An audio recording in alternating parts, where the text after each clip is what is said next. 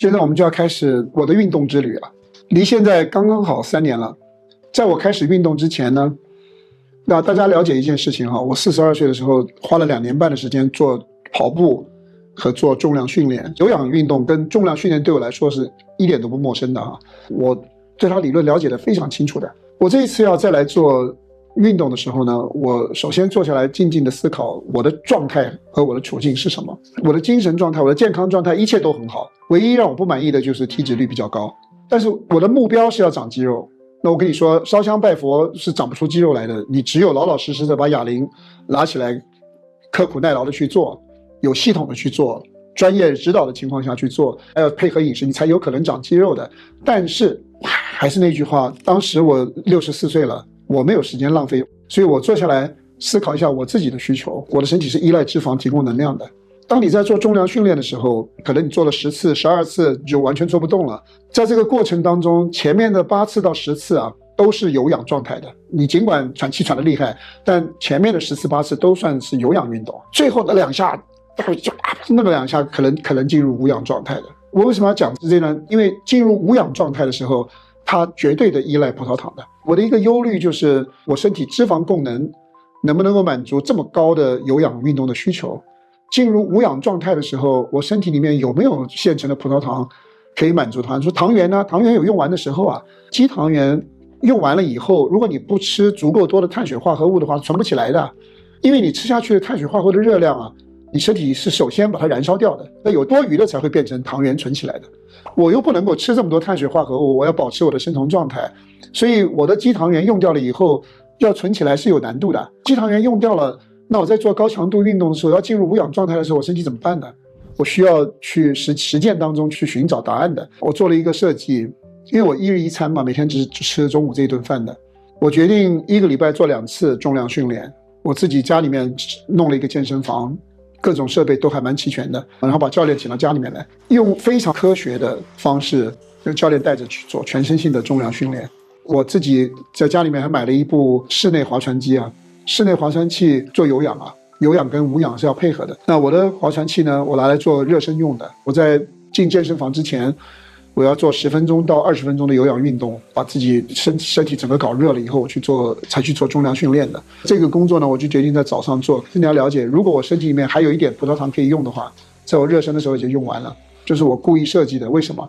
因为我强迫我的身体在只有脂肪可以燃烧的状态下去做重量训练。你们要了解一件事，我的身体会竭尽所能的用脂肪提供能量，这是第一。如果今天此时此刻我的运动强度，我的脂肪供能跟不上，我的身体就会利用糖益生给我提供葡萄糖。这个糖益生呢是不会伤到我的肌肉的，因为它的来源是乳酸，它的来源是甘油，时间很短，我们对它的需求不高，所以这样的设计是很安全的。透过这样的训练，我有一个目的是什么呢？有一个目的是希望长期的这样子运动的结果呢，我的身体燃烧脂肪的效率会更高。因为我强迫它用脂肪来支持我的运动啊，我们身体会回馈我，就是你需要的多，下一次它会给你更多，下一次你燃烧脂肪的效率会更好。这是我的基础设计。我开始进入健身房了，我告诉你们，果然没错哈，每一组重量放下来的时候，眼前发黑啊。眼前发黑就是出现低血糖现象了，我就要摸着扶着旁边的椅子等10秒钟，人才恢复正常了。我就在这样的状态下面，大概做了2个半月，这种低血糖现象就不再出现了。有2件事情同时发生了，一件事情是我身体燃烧体脂肪的效率更加的提高，能量平衡了；另外一个是我身体糖益生的效率更高了。2件事情同时发生的。那我告诉各位哈，我们现在讲到了3件事情啊，我们整理一下。第一个，我身体储存脂肪的能力很强，原本我身体燃烧脂肪的能力很低。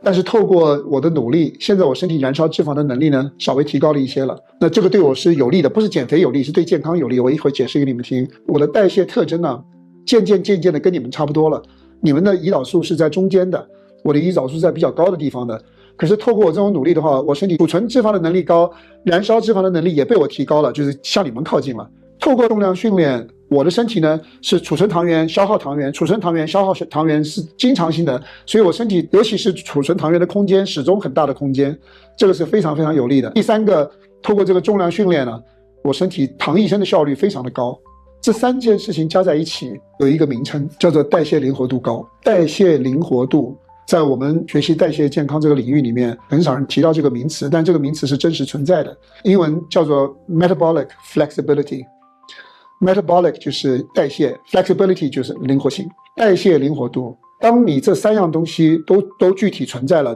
高效率的储存脂肪，高效率的燃烧脂肪，高效率的糖异生，然后呢，储存糖原的空间是有灵活的、有空间的，你的状态就进入了一个比较高的代谢灵活度了，你的身体各种各样跟代谢有关的慢性病基本就没有了，真的基本就没有了，所有的问题都归咎到代谢灵活度，我的慢性病全部都没了。我以前血压100的160的，我现在的血压70的110的，我以前是重度脂肪肝的，我现在肝脏里面没有脂肪，不是脂肪肝变成轻度了，没有脂肪了。我去照了彩超，医生看了好久不告诉我答案，我问他到底怎么样，他说我找不到，我还在找，没有了，脂肪肝没有了。我空腹血糖4.8、5.0，我的血脂、我的甘油三酯、我的高密度脂蛋白，我所有跟代谢有关的数据找不到瑕疵了，代谢灵活度高，所有跟代谢有关的毛病没有了。所以你代谢灵活度高的人呢，就不容易出现堵这个管关堵那个管关这种问题就不容易出现了。所以你看我们刚刚讲说身体胰岛素特别少的人呢，要小心啊，因为你的代谢灵活度不高啊，你身体不容易储存脂肪，但是很容易燃烧脂肪。跟我是极端的对比啊，我是很容易储存脂肪，不容易燃烧脂肪。像我们这样2种人都是属于代谢灵活度比较低的人的，所以我们这种人要开始出现慢性病的时候就很严重啊。胖的时候可以变成一个大胖子，然后血压可以到别人去不到的地方，因为我们代谢灵活度非常不好。但是你们不要忘记了，你们胰岛素在中间的这些人，代谢灵活度比较高的人，你吃高糖饮食，总有一天你的代谢灵活度也会变得不好的，因为高糖饮食会让你失去代谢灵活度的。所以我在设计我的运动的时候是第一空腹，然后第二先做有氧，再做重量训练。在做重量训练的时候，因为我是教练在带的，我的目标就是要长肌肉的，但是因为年龄大了，所以策略要比较保守。第一重要的事情是不可以受伤，第二重要的是休息恢复的时间一定要够，这个对年龄大的人来说很重要的，这不能莽撞的。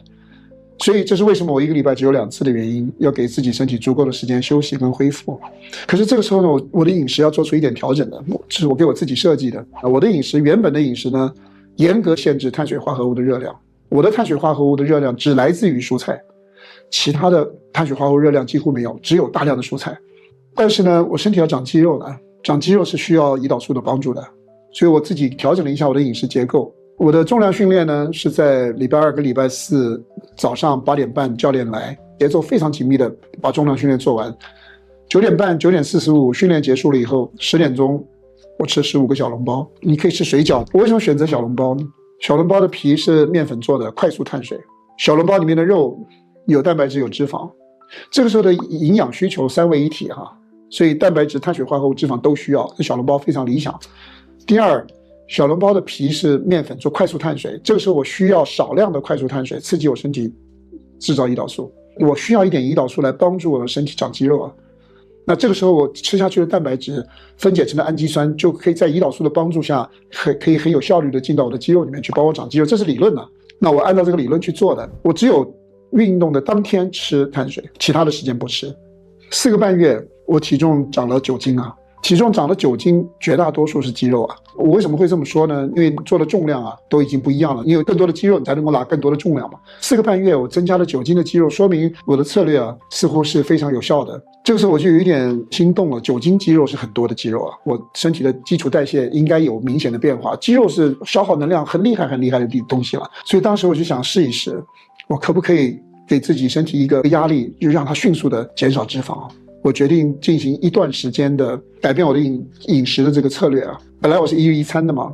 我就决定每一周做2次48小时的断食，意思就是说原本1个礼拜吃7次，每一天1顿饭的，我要改成1个礼拜只有5顿饭。我们有各种不同的选择，这个时候热量理论对我来说是正确的，我要降低总热量。2个方案的，第一个方案就是我每一天吃1顿，这1顿我每天都少吃一点，那意思就是说我吃不到满足感了，吃不到满足感我认为是不对的，所以我就选择了另外一个方案，就是干脆我有2天不吃，不吃我还干脆一点，吃我就吃到舒服。可是我跟你们讲啊，要做一个这样的饮食计划相当不容易啊，因为你做重量训练的时候你是需要吃的，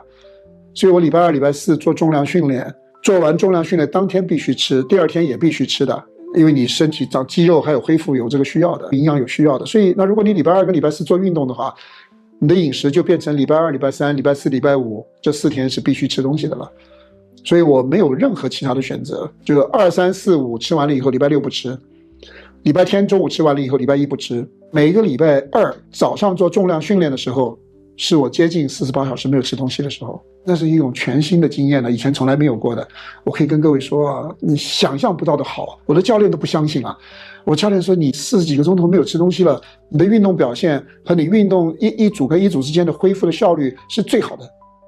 是最好的，我只要48小时断食之前做重量训练，是我运动表现最好的时候。你做梦都没想到，一直如此，到今天也如此。我告诉各位，细胞自食的魅力啊！除了细胞自食之外，我们细胞里面还有一个代谢的路径叫做 AMPK， 你们可以去网络上查一查看 AMPK 的魅力，细胞自食的魅力啊！我们在这个断食的时候，加上做高强度的重量训练啊，增加线粒体的工作效率，增加线粒体的数量。我跟你们说啊，你细胞里面的线粒体的健康、线粒体的工作效率、线粒体的数量，决定了你的细胞健不健康的。你的细胞健不健康，决定了你健不健康的。所以这整套东西是一个闭环的理论，闭环的状态啊。所以我透过1个礼拜2个48小时的断食呢，那个时候我65岁，2个半月掉了9.5公斤，我觉得掉的速度太快了，而我也有点担心会不会损失一点肌肉了，因为我做重量训练的时候可以感觉得出来。我的重量训练有退步啊，所以我做了2个半月以后我就停了，我改成1个礼拜1次48小时，不做2次了。那我改成1个礼拜1次48小时以后，一切就正常了，就没有继续往下掉。好了，到了今天我的健康情况怎么样呢？在录这段视频的时候，再过4个月5个月我就满68岁了。我每天早上5点半钟起床，我白天有2个公司需要管理，我是2个公司的总经理。我1个礼拜有4个晚上在抖音做2个小时的直播，我每个礼拜天还在我粉丝群里面给我的粉丝还有讲2个钟头的课，然后我现在还在这里给你们录视频。对一个从身体极度不健康的，几乎是从地狱边缘爬出来的人来说，我今天的状态我自己满意极了。